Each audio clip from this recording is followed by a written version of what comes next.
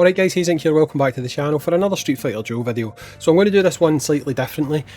Obviously you guys know there is a hell of a lot of characters now. I don't want this video to take 3/4 of an hour, so I'm going to cut and I'm going to put a whole load of the kind of lower ranked assists onto a position before we even really start. The reason I'm going to do this is because honestly, ultimately, a lot of these characters, you're probably not even going to use them as an assist, okay? So I will pre-populate this with where I think those characters should go, and we will leave the key characters to be the ones that we talk about, okay?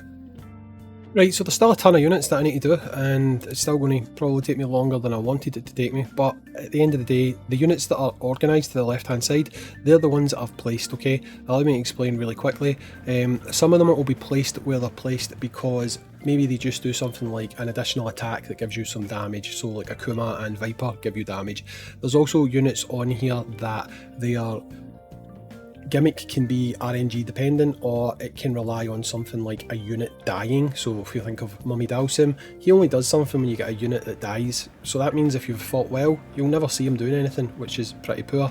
You've also got units that have got a gimmick where 15% of the time, 20% of the time they might actually do something, like if you do a thunder attack, 20% of the time you might inflict shock or something to that effect. They're going to be ranked low for that reason, okay? So if we take someone like Trendy Kami, she's got a basically anytime you inflict thunder damage, she's got a 25% chance to inflict shock. To me, you don't want a unit like that. You want someone who is actually going to give you a sustained usage that is definitely going to happen and is going to be good for you. So let's start filling out these ranks and let's start doing it quickly, okay? So let's go with the no-brainers. In my opinion, S rank, you've got this guy, you've also got, where is he, this guy. Even though this guy is not as good as Evil Ryu, I still think the fact that both of these units give you guaranteed additional damage puts them in the top tier. There's no RNG involved, straight up, put the unit on there, you are going to get more damage using these two units as supports, okay? Now you can also get that from Viper. It's not instantly with her, it's after you do some attacks, but you are going to get boosted amounts to your damage, which to me puts her up there at that higher tier, okay? Then you've got someone like Ryu. He does that as well, but only after you've lost 50% of your HP. I still think that's good, okay, but it's obviously not as good as not having to lose 50% HP to get them, so I would put him into the A tier, okay? Now if we look at someone like Virgil, Virgil has got the ability to stop you dying. Essentially, he will put you at 1 HP, which will stop you dying. That is good in a pinch, but I would not actually say it's great. I do use it quite often, but really depending on when you die. If you die, for example, with a multi-hitter, he puts you to 1 HP. The next hit can still kill you, so to me, I think it would be pretty difficult to actually justify putting Virgil into the A rank, so I'm actually going to put him here, which might be a bit controversial, but I'm not actually going to put him into the top rank, okay? Now someone who does actually perform a function that's a little bit like that, to be completely honest, would be Sakura. Sakura stops you taking critical damage that will kill you, and I find that a lot of times she can actually be more useful on support than Virgil, but again, multi-hits, you can still face the same issue, but it's not a one and done situation, so I am going to put her into the A rank, and again guys, this is subjective, this is my list, so if you don't agree, that's fine, don't worry about it. Now another two units we're going to kind of grade together is going to be Yin and Yang. They are basically, for support, the best gauge builders. You've got this one who is Trigger. If you've got a Trigger unit, he will give you additional gauge, which is going to help you in situations where you want to do more quick combos. This one here, his is triggered off of doing crits. It's going to give you additional trigger. They also hit as well, which means they cause some damage, so that is also actually very, very good. Next up we've got Gen. Gen depends on the stage. Some niche stages where you're essentially using the back marker as a decoy to take damage, he can be up here. Actually, do you know what, I would put him here actually for that reason, because you've got units like, I think it's Ken, one of the bosses, who inflicts burn on the back unit. If you put Gen on as your support, That back unit is actually going to be his shadow, which will take all the damage, making him absolutely fantastic. You've got Cammy. I would put her up here. If you put her onto a trigger unit, every single time that trigger unit attacks, she is going to jump in, do damage, and give armor break. Absolutely fantastic. She's definitely top tier when it comes to support. Right, next up, another one who is quite an easy one to put on here. It's going to be Abel.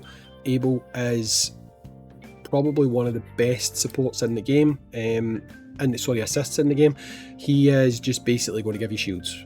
Shields that don't have a fixed damage amount, they have a hit amount. So he is literally blocking hits. There's nothing else to say about that. He is fantastic, okay? Next one that's a quite easy one to put into the S tier is going to be Rose. Rose, on the assisted fighter, she will give them tarot cards. Those tarot cards will do things such as boosting speed, crit, stuff like that. She's great. She's probably one of the longest standing best supports, and she's still one of the best supports in the game, making her absolutely fantastic. You've also got Fashion Blanca. He is actually very good on support. The only issue I would say with Fashion Blanca is he does have a degree of RNG attached to his support. When the RNG is in your favour, he is a fantastic support.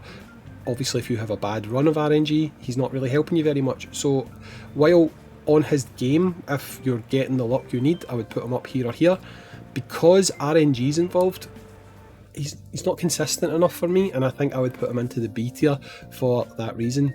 I think consistency with your supports is quite important, and he's not doing that. So for me, that's where I'm going to put him. You've also got Zangief.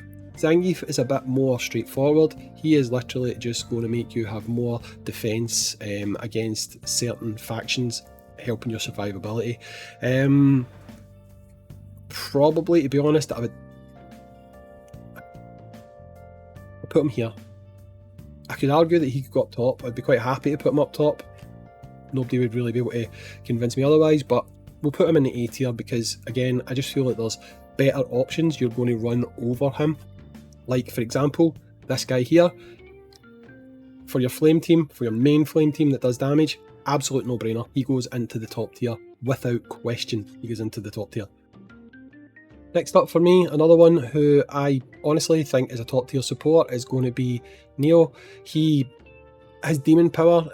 Basically, once you've got it to 3 max stacks, which is pretty easy to get, he's going to give you 15% additional damage. He's also going to boost your parry rate by an additional 36% as well, meaning not only are you going to do more damage, you're going to potentially take less damage, making him an absolute clutch unit when it comes to support within the game. So, moving on from that, we're going to look at Blanca. Blanca, again, one of these units that when he is assisting you and he's working, doing it well, he's going to be a good assist.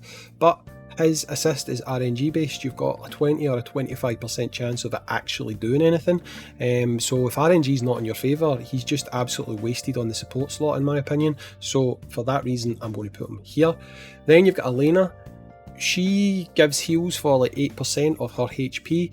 I mean, it's good.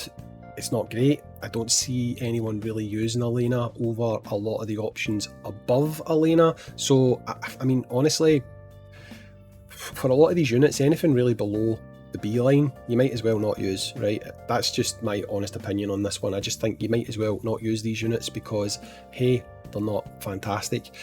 Taoist Gen, do you know, it's difficult with this one because he does increase damage by 20% and he has damage reduction, but it alternates, which means you could argue that 50% of the time is better than the other 50% of the time, but I still think that I would put him in the top tier for support. I don't really have too much issue saying that about him. He is a very good support unit. Next up, we have got Witch Jury. Witch Jury is increasing your lifesteal rate, and if you put her onto the right unit, you can just essentially get back to full HP a lot of the time. So, I mean, it's really hard to argue that she should not be in the top tier. So, I'm not even going to try and argue it. I'm just going to put her into the top tier, make it nice and simple. So, moving on from that one, we have got Poison. Poison's a funny one for me. I don't ever see a situation where you're going to run Poison on support rather than just having her on a team. She does do quite well if you're simply facing one unit, so bossing. But really, when are you going to be in a situation where you're going to put her on support and not actually have her on one of your 4 teams? So I find it hard to put her up here for that reason. I'll put her here.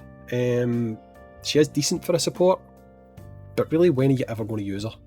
That's my honest opinion on that. This unit, Jabuki, Johan, whatever, Ninja Ibuki, she's kind of like Rose, but not really, where depending on what you do, you will get a certain boost from her. It's not always guaranteed what you're going to get. In fact, I think she might actually just give one that's set for the battle, so some battles you're going to have a better assist result from her than others. I mean, if we take it by that token, I think she's better than the B line, but she's certainly not up there on the S line, in my opinion. Yeah, if you're willing to continually roll and roll and roll, you're going to probably land on the boost that you want from her. I just don't think it's enough to justify putting her into that top tier.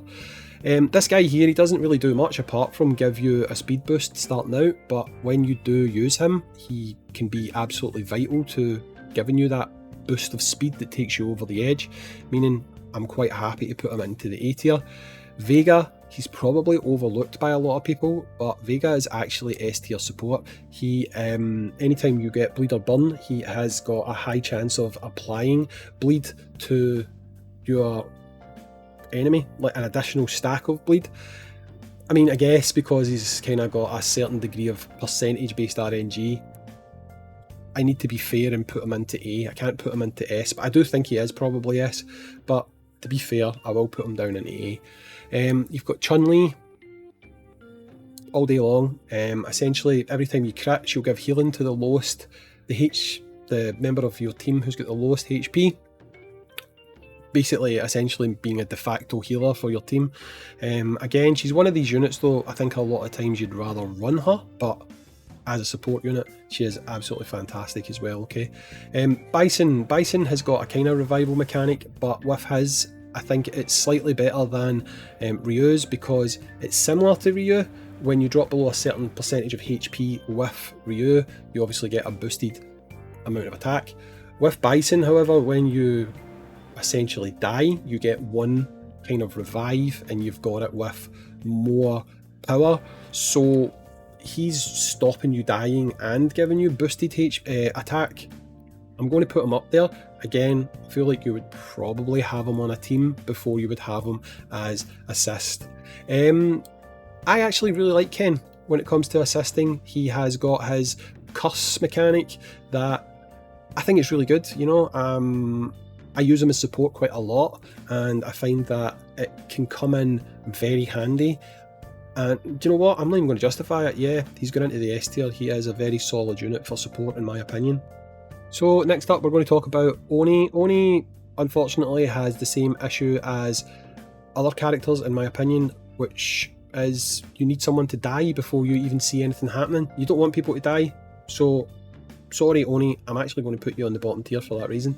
Guy can be decent, but Guy does rely on you kind of killing an enemy or knocking an enemy out before anything will happen from him. You could argue maybe here, but you know, he's coming in, he's doing additional damage. I'll put him on the B tier. Again, I don't really see you using him, to be honest, so I'll put him on the B tier, but again, I just don't see many people using him for any real reason. But he's okay, he's not bad. Now we'll do both Hondas. Honda essentially gives you a one-off shield. Sure, it's a decent shield, it's like, what, 200% or something like that, but it's just a one-off shield. Again, by the time you're doing things like charging up to allow you to unleash your attacks and stuff, it's probably going to be gone by that point anyway. So I'm going to put him here, I'm going to put him at C. Sure, in stages, maybe it would be okay, but again, he's very much a unit that, why would you use him on support? Like, why? But you're not going to use him on support because he's going to be better suited to a team. Simple as that. Base Honda, I would actually rank a bit higher. I mean, it's not great. Essentially, he's giving you 8% damage reduction because it's transferred to Honda, 8% of the damage, which really just equates to 8% damage reduction. It's not bad, but it's not great. It's not like next level or anything like that. So Yeah, that is what it is. This guy here, he gives you attack or damage, one or the other, and additional speed, I think, when you are inflicting bleed or burn. So you could maybe argue he would go here, maybe. I'm torn on this one. I'm going to put him here. You know, I am going to put him here. He's decent to support. Again, is he, depending on the team you're running, I can certainly see an argument for using him, but that's only really because we've got 4 and 5 team setups now. If it wasn't for the 4 and 5 team setups, probably would not put him up there, right? But 4 and 5 team setups kind of change things quite a lot, and you've got a lot more variety when it comes to where you're going to put these units, okay? Okay, now, well, possibly not on quite the same level as some of the other people up here who are boosting damage and stuff. He's also going to be boosting your resistance level with regards to taking damage. Goken, I mean, I could probably see an argument for putting Goken up here. Again, he's one of these units that I feel like you're probably going to want to put on a team as opposed to putting him into the support role, but he can certainly do that, and giving you a kind of reduction on the damage that you're receiving and also increasing the damage that you're putting out is nothing to be sniffed at. So I think we will put him up there because it's not RNG based, there's nothing weird going on. I mean, Diviner Rose is a funny one. She's got a thing she gives you called Spark. When you take damage, you are going to get gauge. I can see that being useful in some circumstances because obviously we do have a lot of battles where we'll simply sit there until maybe 30, 40, 50 seconds have passed and all you're doing is taking damage. So in that time, if you were receiving extra gauge for that, then that would be useful. Is it useful enough to put her into the A tier? I don't think so. I would probably say I'd put her into the B tier, and maybe I'm being slightly generous there.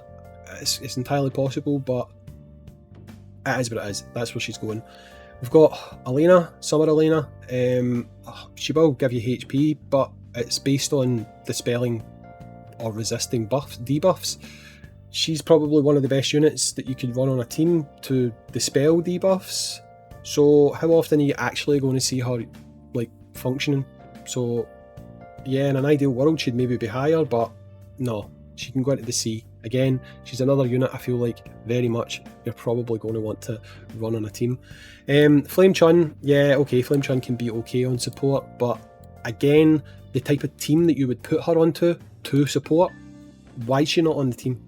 Like, there's absolutely no reason for her not to be on the team if she's going to function as a support for a unit that she can help, basically. So just because, in fact, you know what, just to encourage people not to use her as support, I'm going to put her into C, because again, why? She's got a function about her that is going to make her work better on your team that you're trying to support in the assist slot. Why would you do that? Put her on the team, right? Jury, I don't like Jury on support. Some people do, sorry, on assist, some people do. I just don't think she's great, and I'm going to put her down here. That is what it is, fight me, I don't care. Next up, we have got Guile. Again, Guile, I'm going to put him down here. Don't like Guile as a support unit. Simple. I'm not even going to explain any more than that. I just do not like him as a support unit, and that's how it is.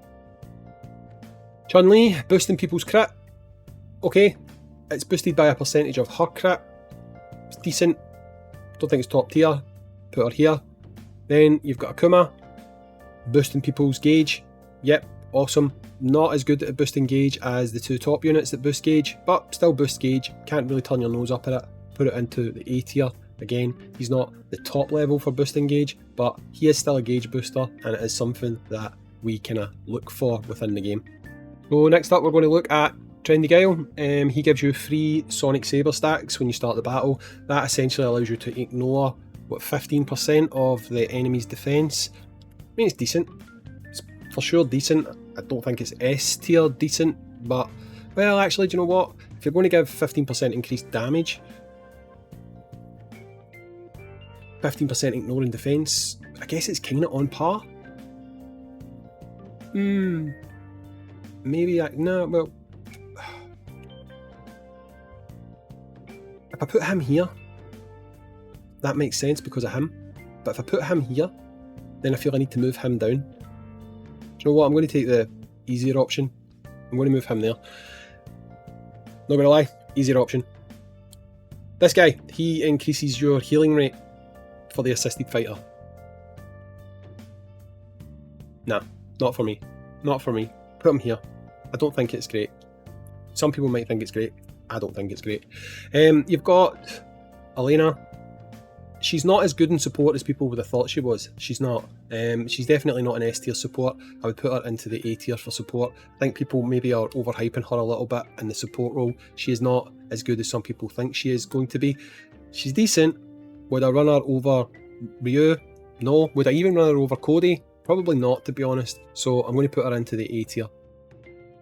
Next one, Dante. Dante is a weird one. When you die, the assisted fighter that he's on, the person that kills him, they're guaranteed to be stunned.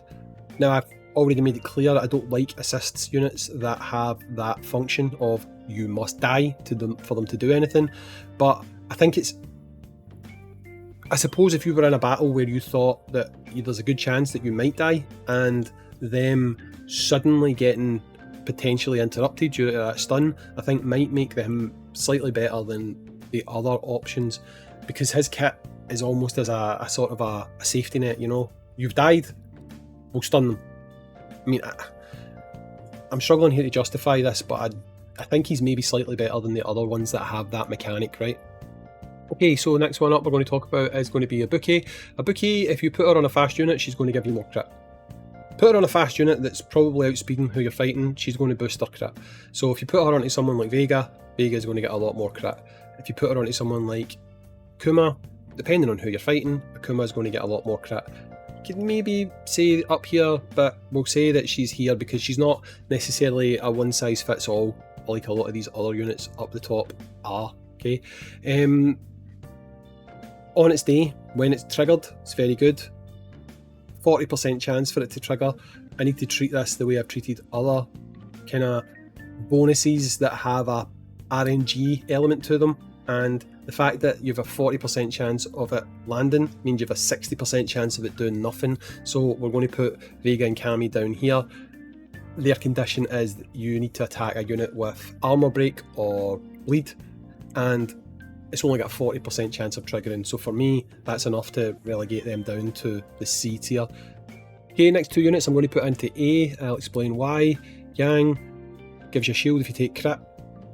I mean, to be honest, I'd maybe look at putting them into S if it wasn't for the fact that the shield is kind of got a 10-second cooldown and stuff, which to me kind of diminishes it ever so slightly. And it is HP based. It's like a percentage of HP. It's not like just flat out blocked hits the way that Abel's does. Then we've got Sagat. Sagat's very good in support. It just specifically needs to be on a unit that's doing thunder damage. So the fact is, his pool of characters that he can actually assist is shrunken quite significantly, to be honest. So for that reason, I'm not going to actually try and put him any higher, because he very specifically is locked into characters of that specific type, right?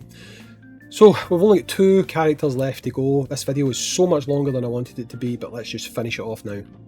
Right, easy peasy. So Balrog, I mean, you could maybe argue Balrog could go into S, because like the further into a fight you go, the more damage reduction you're going to get. But I don't know if that's necessarily enough to put him up top, so I'm actually going to put him into the A tier. Rufus, we're going to put in a trash tier. RNG based, very low chance, 10% chance to trigger. That means you've got a 90% chance of him doing absolutely nothing. I'm happy with that. The only unit that I've not actually put on here is Trendy Dalsim. Now, I've actually done that on purpose because I don't actually quite understand his mechanic. I don't, because if you read what he does, he gives you, let's read it here. Wait a minute. I think it's called Spark. Charge. He gives you one charge every 20 seconds. But if you go and read his kit, nowhere does it actually explain what charge is. Like, literally, there's not a single place within his kit, if you read it, that it actually details what charge is. So I'm not going to grade him, because I'll be honest, I don't actually know what charge is. So there you go. That's why I'm not putting him on here. If charge is fantastic, then maybe that's good and you'd put him quite high. But literally, there's nowhere within the game that explains what charge is. So that's it. That's my personal list. Maybe some could go up, maybe some could go down, but I'm happy with that. Let me know your thoughts in the comments down below. I'm finally done with all these lists. I hate these. It will be months before you see me touching these ever again. But that is it. I've been Hayzink. Thanks for watching. Catch you in the next one. Peace.